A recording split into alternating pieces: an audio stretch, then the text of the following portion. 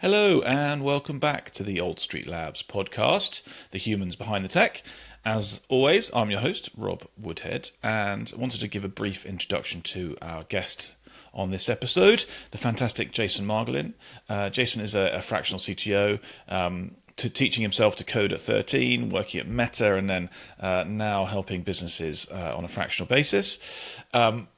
Great conversation. As always, as you can imagine, AI was a hot topic. We spoke about vibe coding, how it's great for prototyping, but there are dangers of relying on it too heavily. How AI is making people like Jason, or giving them superpowers, and the speed at which they can deliver technology. We spoke about one of his really interesting projects at the moment, one of the businesses he's working with, which is helping GP practices with their appointment setting using AI, and like a really good use case for it. So yeah, a lot of ground covered. If you're interested in what AI is doing right now, how technology leaders are seeing it, vibe coding, that kind of thing, then this one's for you. Hope you enjoy the show, and as always, let me know your feedback in the comments. Welcome to the Old Street Labs podcast, the human stories behind the tech, from concept to code, real startup journeys.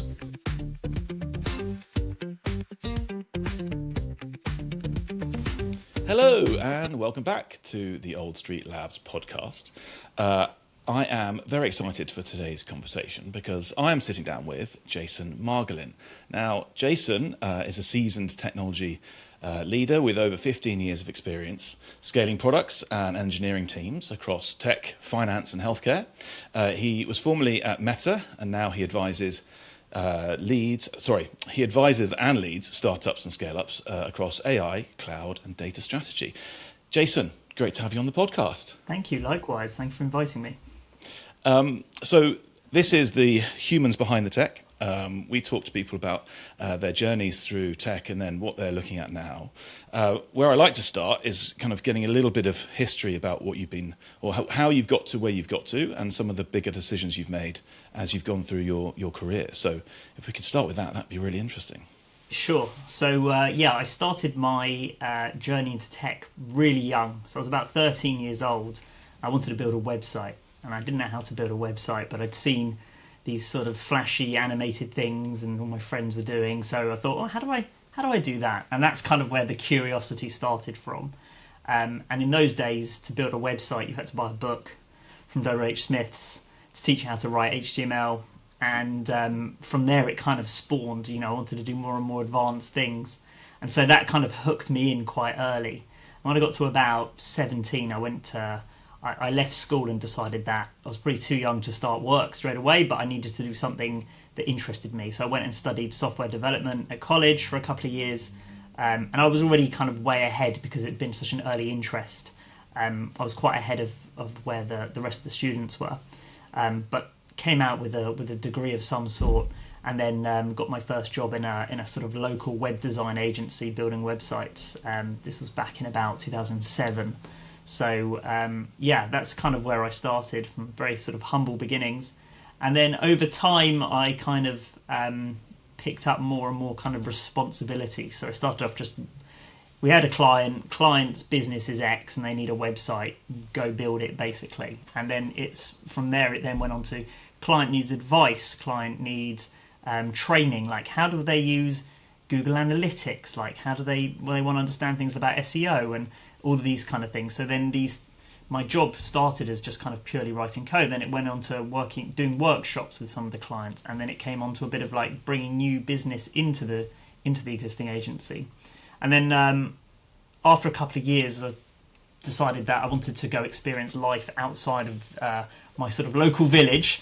Went into London and got my first role there. It was an agency that built sort of web-based systems for hedge funds and banks and those kind of things. And that was my first experience kind of working in London for a big company. That sounds like quite a step up from the web development agency. It definitely was. Like the obviously the caliber of client and the expectations and the pressure were all totally different to having worked in this nice sort of comfortable agency with, SMEs basically, to kind of more demanding kind of hedge fund bank type people. And so, yeah, the pressure there was definitely a massive uptick. And moving to the city as well, like starting a life in the city as well, is Yeah, quite a big change. yeah, massive. And I was young. I was probably 20, and that it is a big kind of culture shock to suddenly be commuting into town every day. And in this day and age, you don't even have to leave your office, your bedroom Right. anymore, because of remote work being so common. But obviously, in those days, remote work wasn't a thing.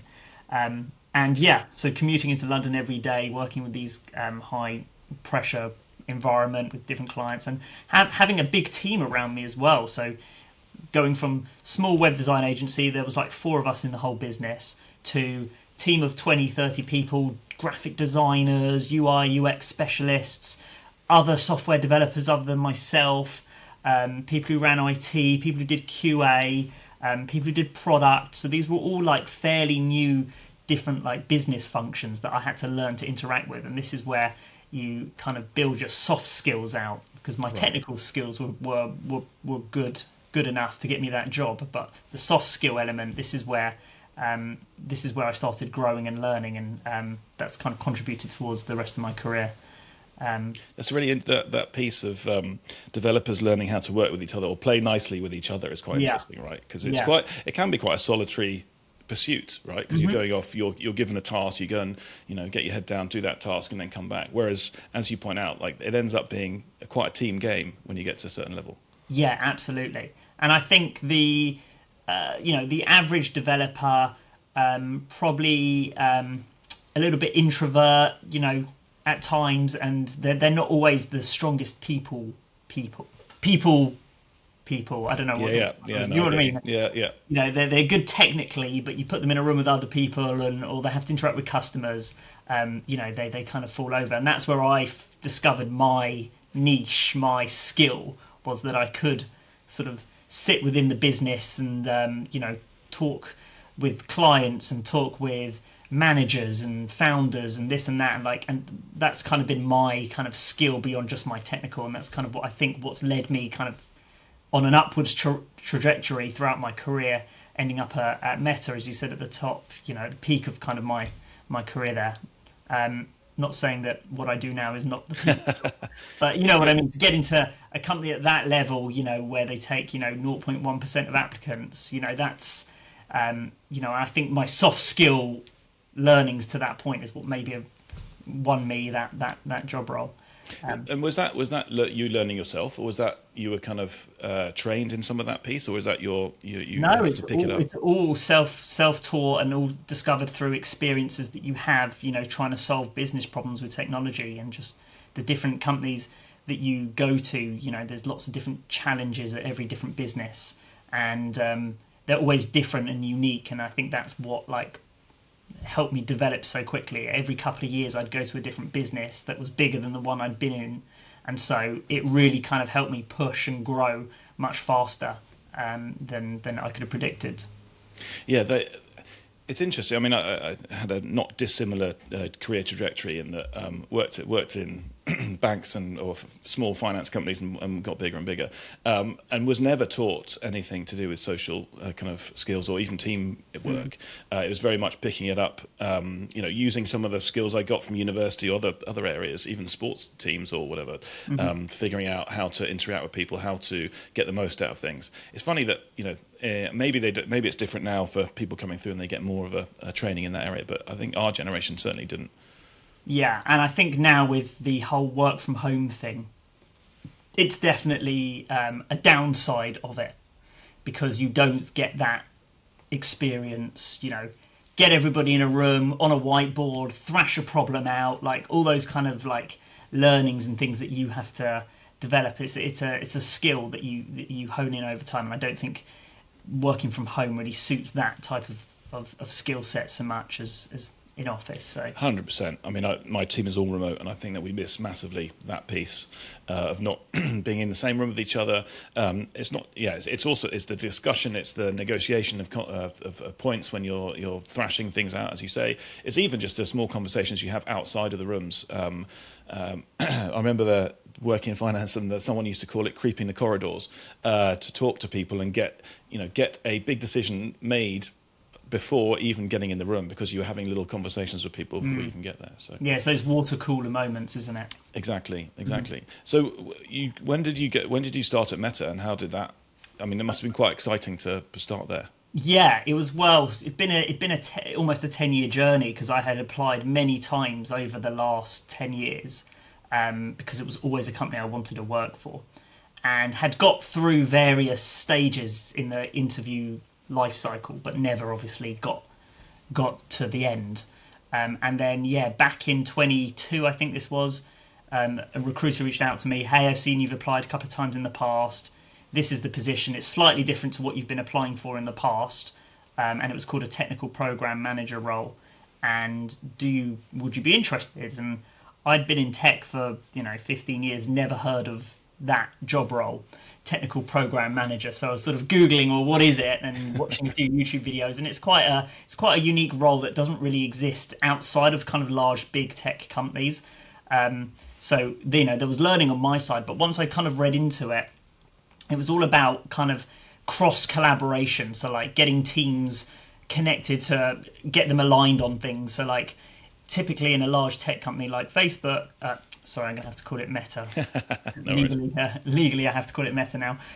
Typically in a company like that, you'll have many, many teams working on the same product. So say you took Instagram, the app, right? You'll have a team that builds the inbox function. You'll have a team that builds Reels. You'll have a team that just works on photo upload. You'll have a team that works on filters. So you've got lots of teams building out all these features. And so, where there needs to be cross-team alignment, that's where a technical program manager, a TPM, would come in and maybe build out like a roadmap that all teams were going to work against in order to deliver this kind of feature that, what you had to deliver horizontally across the organization. And I had been, previous to joining Meta, I was working at BP, obviously a very large oil and gas company. And so I was already doing a lot of that already. I was leading a few teams there, building stuff in their oil and gas exploration business. And so a lot of the stuff that I was doing there actually was quite similar to what this job role entailed. And so, yeah, that's kind of how I landed the role, was a combination of, having kind of obviously super relevant experience working in a big company that had to solve kind of similar challenges, because they're, Meta are an 80,000 person company and BP are a similar size. So I had to come some experience from that. Also, the other thing getting into a company like Meta is that you can't wing it. You have to study. And They give you all the material. They don't, they set you up for success. And the reason you fail is because you don't invest the time to rehearse, but really to think clearly about what you're going to say and what your answers to some of their questions might be. And they kind of hint at what that might entail for each interview. There were 8 interviews. Wow. And so, yeah, through a combination of interview prep, taking stories from real life, things that I'd done at BP and previous companies, and making sure that I was really well rehearsed, because obviously you've got 45 minutes to impress. And if you're stumbling over your words, you can't quite remember the story, or you can't remember what was the outcome of that, like you're just not going to pass. They're taking people who are super on it. You can't wing it. And so, yeah, through a combination of that, managed to land me the job. Yeah, very cool. And that must have been quite an exciting time. Can you give us a flavour of what it was like to work there? You went from BP, which is this very old, not necessarily old school, but very kind of established business, established industry, going to something which is, in many people's minds, kind of where the future is. Yeah, for sure. Was it very different to that? And well, surprisingly, it wasn't as different as I was expecting. They had similar challenges. Look, they are also an 80,000 person org, and there's always going to be the same, how they think and operate is different, but ultimately, like politically and working with large teams and chaos and time zones and things like that you had to deal with, it was quite similar at BP as well. the big challenge with Meta is that they are a US based company, and so they are predominantly San Francisco run, and so people who work in London are on an 8-hour time difference between them and the decision makers at times. So that is definitely one challenge that I wasn't quite expecting. But you kind of have to learn to when to strategically have your meetings and when to send the emails out and those kind of things. You have to learn. The interesting stuff about them, they built a lot of their own tooling. So like you didn't just use a calendar in Outlook, right? They built their own calendar system, right? You didn't use a ticketing system like Jira or Monday. They built their own ticketing systems. They had everything that they had was kind of homegrown because they are a software company, but also they operate on such a large scale. A lot of the kind of SaaS products out there don't kind of suit them. I think what was really cool as well was that there was a lot of transparency. So like Mark, as the leader of the company, Mark Zuckerberg, would do a monthly or a bi-weekly town hall, and he would come on, Zoom effectively. Obviously you couldn't talk to him, it was more like a webinar type thing, but everybody could submit questions in advance and vote on them, and he would answer the top 10 most popular questions that week, and they were incredibly honest questions. Like it was like nobody was like holding back on these questions, and he had to answer all of them really honestly. And I respected that massively because you wouldn't talk to your CEO like that. Let's just say, if you met him in the corridor. But he was very transparent and honest, and I liked that about that business for sure. Amazing. And so then you made a decision to start becoming a fractional CTO or a tech leader. What drove you to that? What tipped your hand in that direction? Well, so on the side, whilst I was working at Meta, I was working with a friend of mine, and he was starting a business. He was building a tech startup, and I was sort of his CTO by sort of equity only. But I was kind of helping and advising and helping him kind of build and shape the product, and then hire like the developers and turn it into a real product. And it was super interesting. It was super exciting. It's real kind of greenfield, working from scratch type stuff, which, when you go work for a big company, you're not going to be doing anything brand new, right? You're going to inherit an existing product, existing problems, existing ways of working. It's not, it was fine. But then once I started working on the side on this startup, I was like, oh, actually, this is quite fun. Actually, I wonder if I could do this full time. So I sort of made the decision that I had a few other people interested in kind of my help. And so I sort of made the decision that corporate life I'm sort of done with. Having been working in London in big companies for like the last 10 years, I thought, let's try something new. And so, I started working with some small startups and getting a bit hands-on. Sometimes it was writing code. Sometimes it was just kind of like product roadmap stuff. Sometimes it was architecture. And business kind of spawned from there as people referred me.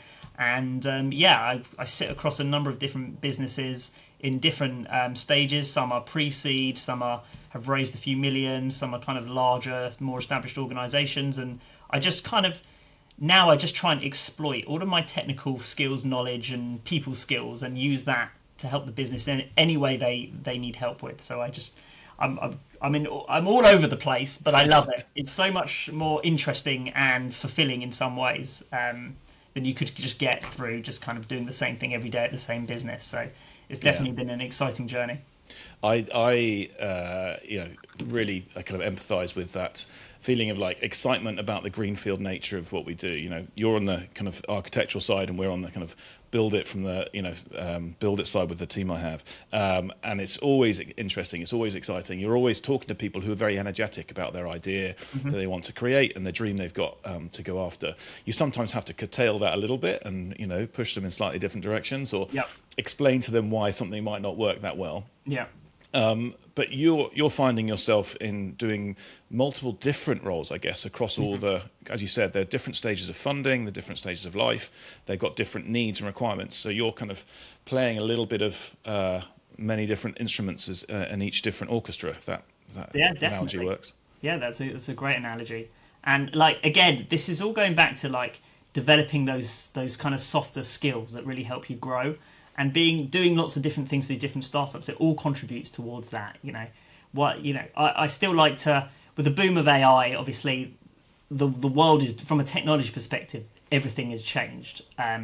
Tooling, coding, just like general day-to-day stuff is much faster than it used to be, and that's been a really exciting journey because, at a large company, you've got to work within the boundaries of kind of what they have available to you. You can't just say, "Oh, I want to start using this AI product tomorrow." It's like, well, have you spoken to procurement and gone through the 6-month legal process and got data contracts drawn up and all this stuff? As the startup, it's like, right, let's just put our credit card details in and start using this product. And like some of these things have led to very interesting like innovations on the business side as well. So it's been super cool. So I do want to dig into the AI piece and what tools you're using and how you'll see it, because I think you come across it in a very interesting way. Mm-hmm. What I wanted to ask first, though, because you are seeing a spectrum of businesses and a spectrum of states, mm-hmm. do you see a kind of thread when it comes to early stage businesses of some of the things that, not necessarily problems they face, but challenges that are always there for all of them, and things that, if people are watching who are founders thinking, okay, what are the things I should be thinking about and how to approach them? Do you have a thread, or is it unique to each business, do you think? It's fairly unique, but I think the things that they're all wanting to do is like, how do I use AI to make me faster at X? And it's like the day-to-day stuff, like replying to emails and like, how do I, my files are scattered all over the place, and like, how do I put them in somewhere that I can find them more easily? And it's like all the just kind of like the naggy little business process bits that, like, when you're a startup, you just, you work at 100 miles an hour, but then that catches up to you later. So it's like figuring out, like, how do I consolidate all my tooling? How do I ensure that all the staff are operating the same way? The actual processes are behind, maybe the sales life cycle, or, how do we go and do like quality assurance on a product that we've built? Like all these different like processes, they sometimes need like maturing and finessing and like having everybody working the same way. And that's where I see a lot of like challenges across all the different businesses, is that not everybody works in the same way to get to the same conclusion. And there's definitely always efficiencies and things that you can introduce over time. Yeah.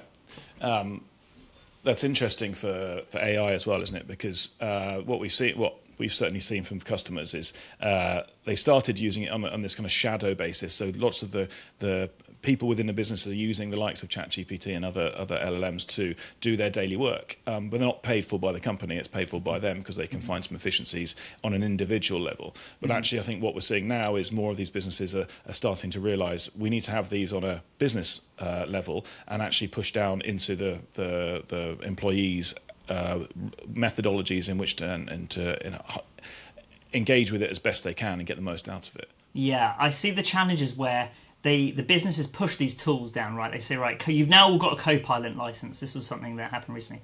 And it was like, great. Now, what do I do with it, right? There's a chat bot has now appeared on my desktop. I can talk to it.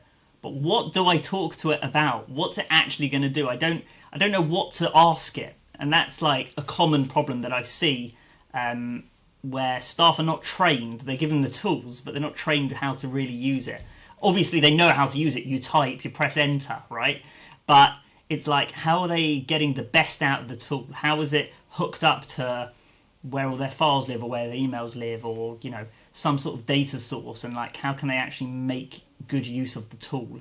That's where I'm seeing like a lot of like people are just like, I'll just go back to just doing it all manually and reading every email myself and stuff. So there's like efficiency gains that they could make that they don't realize they could make yet.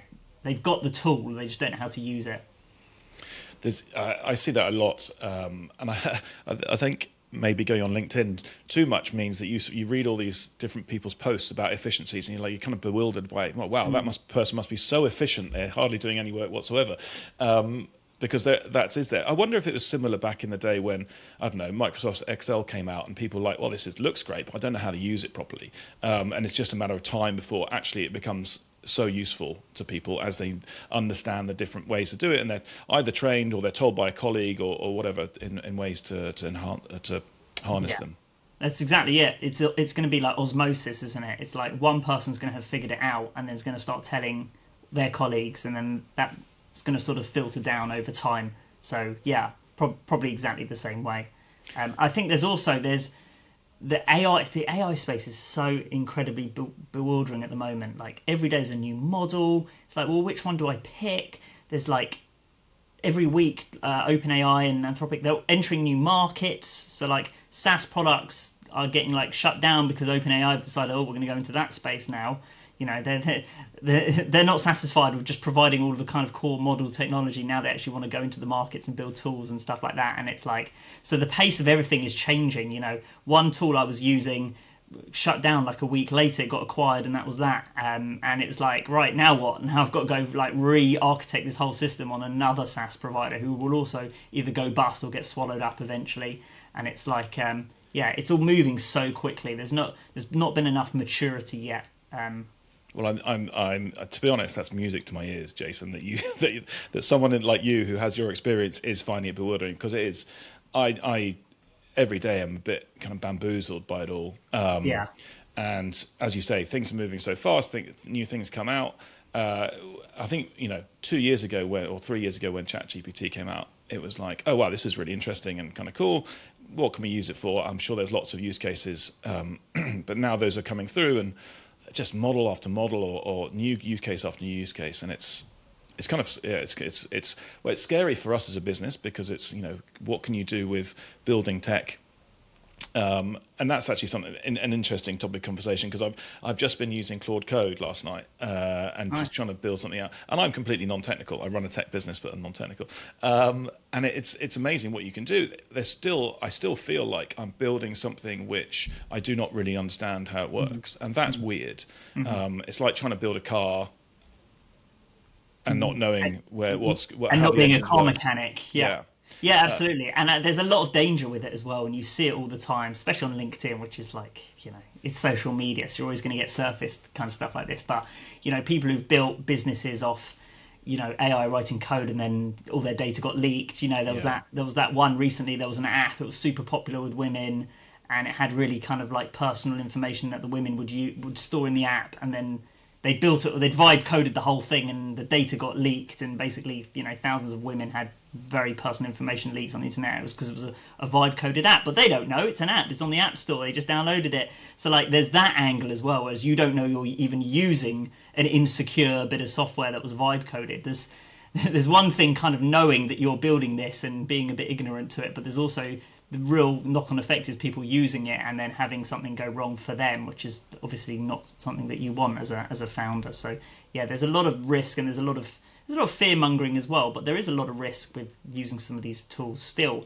Like they're not at a mature enough state yet that it requires no human or no technical oversight. Like it's not that state yet.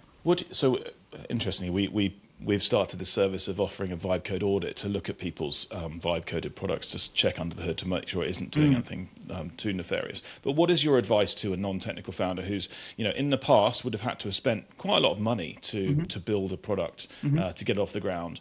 They've got something, but are worried about it. How would you advise them? What would you say to them to? They need to find like a fractional CTO, for example, or a service like yours where someone can check it and validate it and sense check it, right? My analogy is like, I wouldn't draft up a contract and send it to someone as a legal document without having shown a lawyer or someone legal first, even just to eyeball it. I would never say, ChatGPT, write me up this contract, an employment contract, so I can hire this person, blindly send it over and have them sign it, and that be that. You'd always want that oversight. So it's kind of the same thing where you do still need that oversight. And it's like reaching out to people who on LinkedIn might have, fractional CTO, tech advisor in their job title. That's quite an easy thing to find and on search, or finding companies like yourselves, or even asking AI, like, who do you recommend? Because there's a lot of that now where they actually can recommend businesses and stuff like that. So definitely reaching out to people who can give you at least a yes/no kind of view from a high level would be useful, rather than blindly trusting it. But I'm seeing a lot of the vibe coded stuff. It's really great for prototypes, but in my mind, it is just that. It is a prototype. It's throwaway, And if you are building like a serious tech product, you should be investing in hiring someone who, even if they're using kind of similar tools, but like at least can get the building blocks in correctly, and it's one less worry.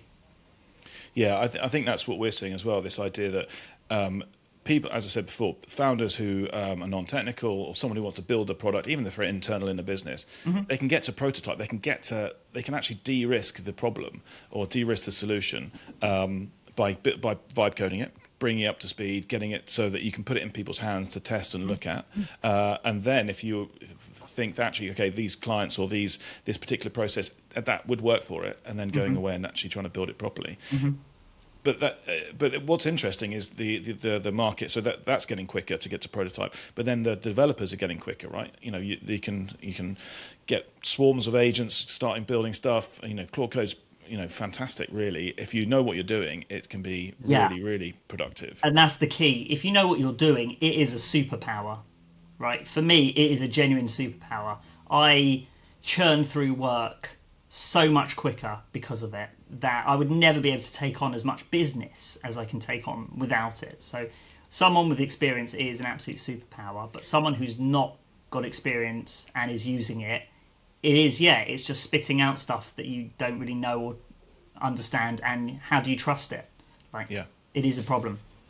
Which is interesting then, because in the spectrum of developers in the world, you've got you like yourself and other people who've been in the game for a long time, as you say, making you absolutely superhuman, going at 100 miles an hour. But you've got the junior guys who've just come out of university and just starting out, and they have the fundamentals and they understand stuff, but they don't necessarily know, they haven't had the scars of getting things wrong or the late nights or whatever it is. That's quite a tough one, right? And the learnings of people coming into tech and even people choosing that as a career at the moment.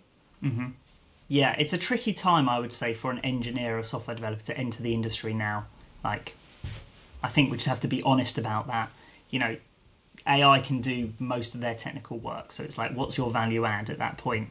For me, it's like, I think the value add where you have someone technical is that they can understand like overall kind of architecture, how all the systems are running, how they're all speaking to each other, because the AI can't see any of that. And AI is, you tell it to do something and it will just try and do it to the best of its ability, but it doesn't understand like the business and how it operates and what systems they're using, and like where like might be quick wins or there might be opportunity to bring things together. And so that's where an engineer's job might change to figuring that stuff out and then telling the AI to go do it and then overseeing what it's doing. I think is kind of like the modern, the 2026 way of working, versus a few years ago where you had to do the code as well. So that layer has been taken away. But if you've just come out and you're interested in programming, but AI can do it all for you, then you're not really providing any value, and therefore it is going to be difficult to find a job. Yeah, I think that moving more into the product end of it and understanding the product and architecting, that's where we're trying to certainly push people to understand that more.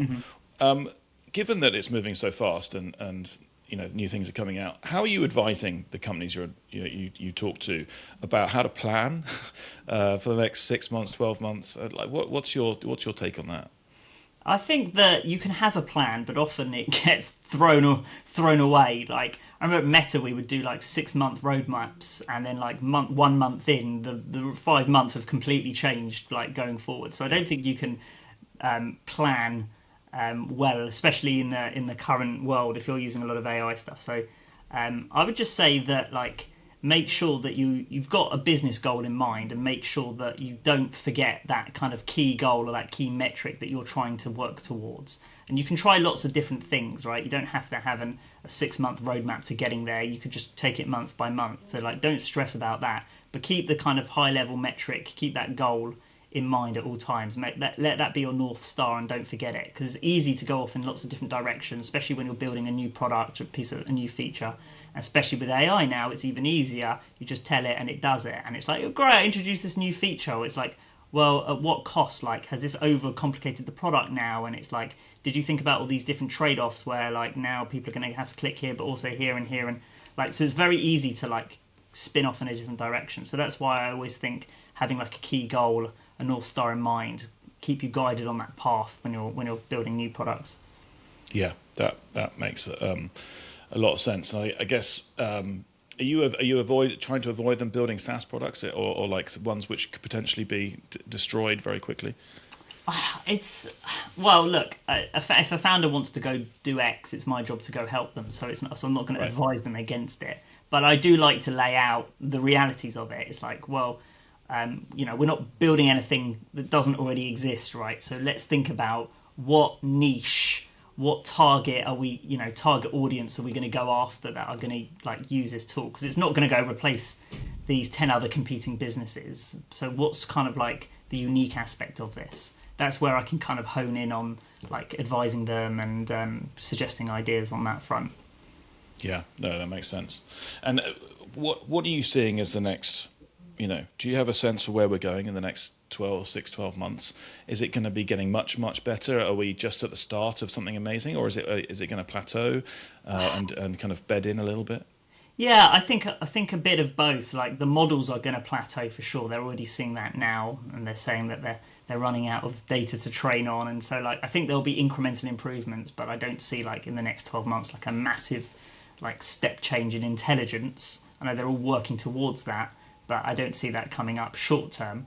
But I think like the tooling and like agents beyond you chatting to it and it giving you a response, moving to you chatting, it going off and doing something and coming back later and telling you it's done. That's kind of where it's like that's the next step, I think. And that you see things like OpenClaw, people have probably heard of, and lots of like companies now are trying to move into this more kind of agentic way of working, where you go off, do something in the background, and then come back to me when it's done, type thing, rather than sit there and chat and wait for text to appear on a page and then copying and pasting it, which is where we have been. So I think that's kind of like that's where we're going to get to quite quickly.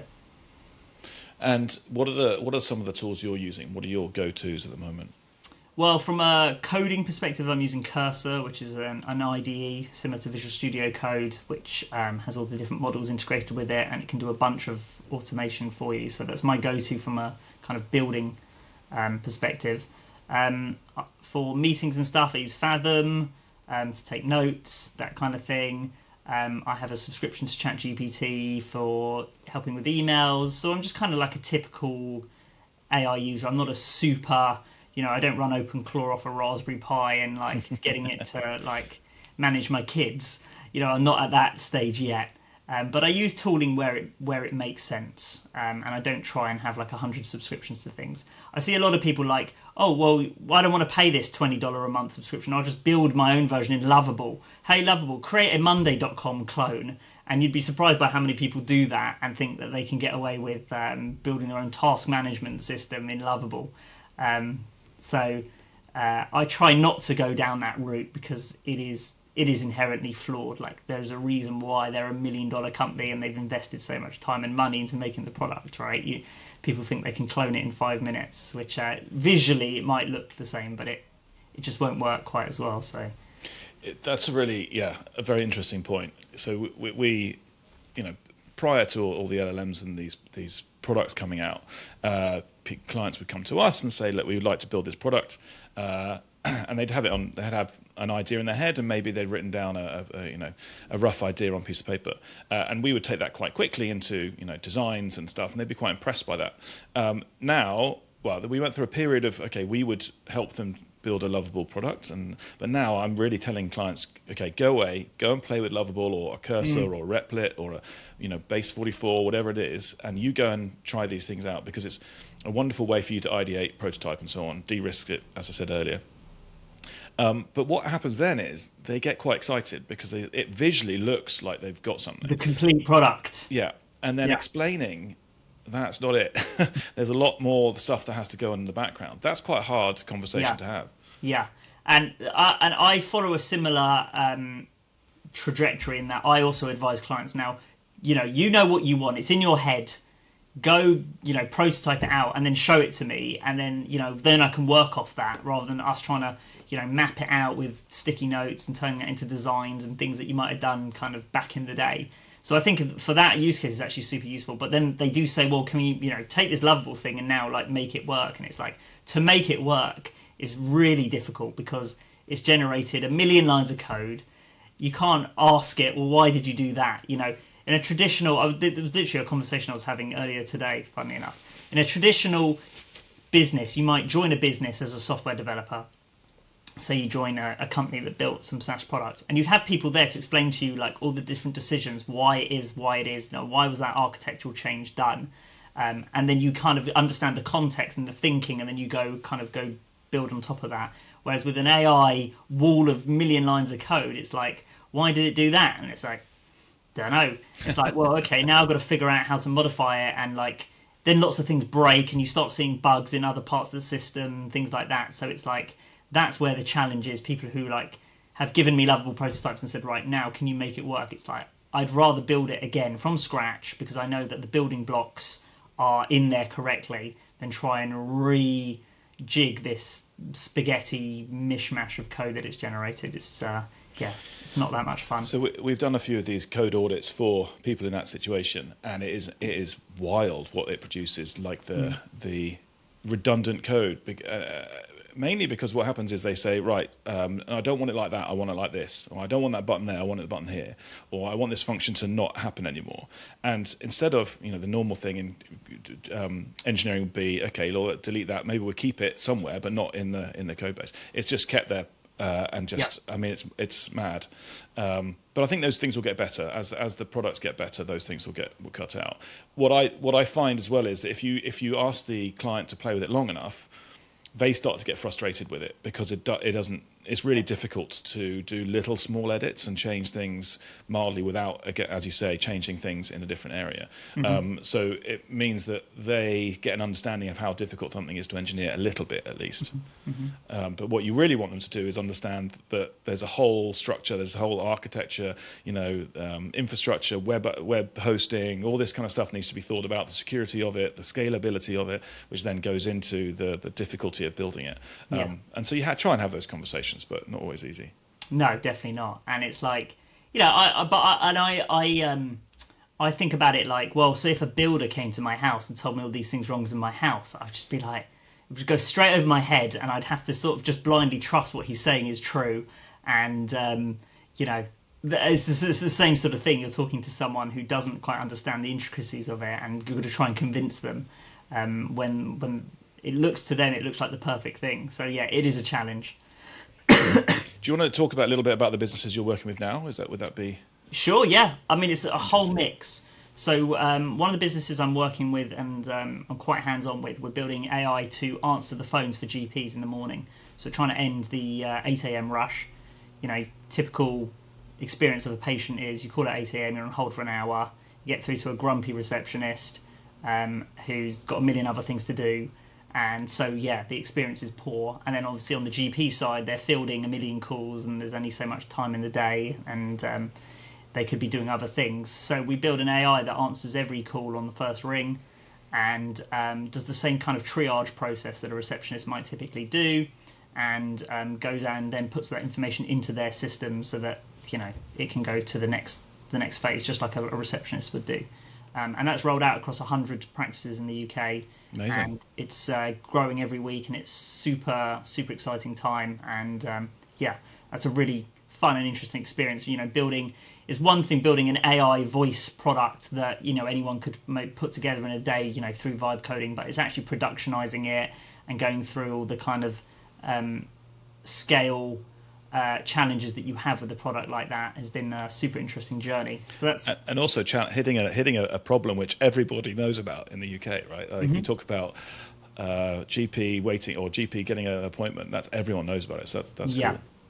Yeah. So it's solving a real pain point, and that's why it's a really good product to work with. And also it's NHS, so you've got to ensure there's a high level of compliance there and things that you're doing that make sure that it, you know, meets kind of the compliance levels that you need. So there's like that additionally layer on top. And there's also just trying to convince the NHS to use AI more, which they are doing now. There's definitely momentum and stuff like that. But they were, you know, a year ago, it was definitely more challenging to convince some GPs and NHS trusts than it is now, because they are more used to seeing it as a, you know, it's not making medical decisions at the end of the day, right? It's just kind of triaging and taking you to the right place. So, you know, it is safe from that perspective. But there's always skepticism and things with that. But so that's been a super interesting business that I work with. Another one is a Commonwealth. It's a non-profit, and they're backed by the King and the government, and they work across all of the universities across the Commonwealth, and they bring scholars into these different countries and different universities to go study there, and they give them grants to go study there. So if you want to go make a real difference and you want to go study climate change in Indonesia, you can apply, and they will send you to that place and pay for your tuition and things like that. And that's all backed by the King and the government, and also the governments in the different countries as well. So it's an amazing non-profit. They're quite a big organization themselves, and I'm doing some digital transformation work, so it's not all about flashy AI. It's just getting the fundamentals kind of solid and the infrastructure solid. And then a couple of businesses are doing AI products, because that's still the rage at the moment. One's doing it's like an HR video avatar, so you chat to it as if you were practicing having a difficult conversation with an employee. So it's like an HR manager training product, and you can chat to the video avatar and it talks back and blinks, and it will get better as the technology gets better. But it's a good, really cool tool, really good use case of AI. So a plethora of businesses. I love that. I mean, as you know, I run tech startups in the pub and meet all sorts of interesting founders. Went through that. I just love the new ideas always coming through, and the ways to harness some of the products, right, and some of the frameworks and tools that are out there in exceptionally interesting ways. I love it. Well, so what's your desire for impact in the next part of your career? You're obviously kind of helping all these businesses. Is it more of the same, or is there something you're aiming at? I think it's more of the same, but I think that one of the businesses will take off at the point where they will get serious funding, and it will be a serious company, and they're going to go from a 5-person company to a 50-person company. And I think that is always the most interesting time when you join a business, getting it to grow from where it was to the next level where it needs to be. So I think guiding that and steering that is kind of where I'll end up spending a larger proportion of my time. At the moment, it's spread quite thinly across all these different businesses, so I think I'll end up focusing on one or two businesses that are going through some serious growth. So last question, Jason. I asked this of all my guests. If your business was a band or a song, who would it be and why? Probably, so I guess quite an unconventional business, and I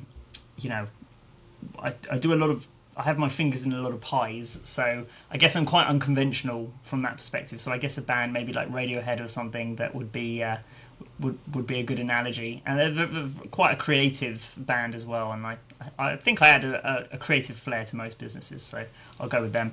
Amazing. Love it. Love it, love it, love it. Jason, thank you so much for being on. If anyone wants to get in contact with you, what's the best way? LinkedIn or... Yeah, LinkedIn. You can go on my website as well as xeweb.net. Okay, we'll put that in the description. But yeah, thank you so much for being on. Super interesting. And maybe we'll get you back on in the future and we can discuss. We'll come back and look at what we're saying now and see if all's come. Yeah, it'd be good to reassess it in 12 months' time. How right I was or wrong. Nice one. All right. Take care, Jason. Thank you very much. Cheers, Rob. Thanks a lot. Thanks for listening to the Old Street Labs podcast. We'd love to hear from you. So connect with us on LinkedIn or on our website at old.st.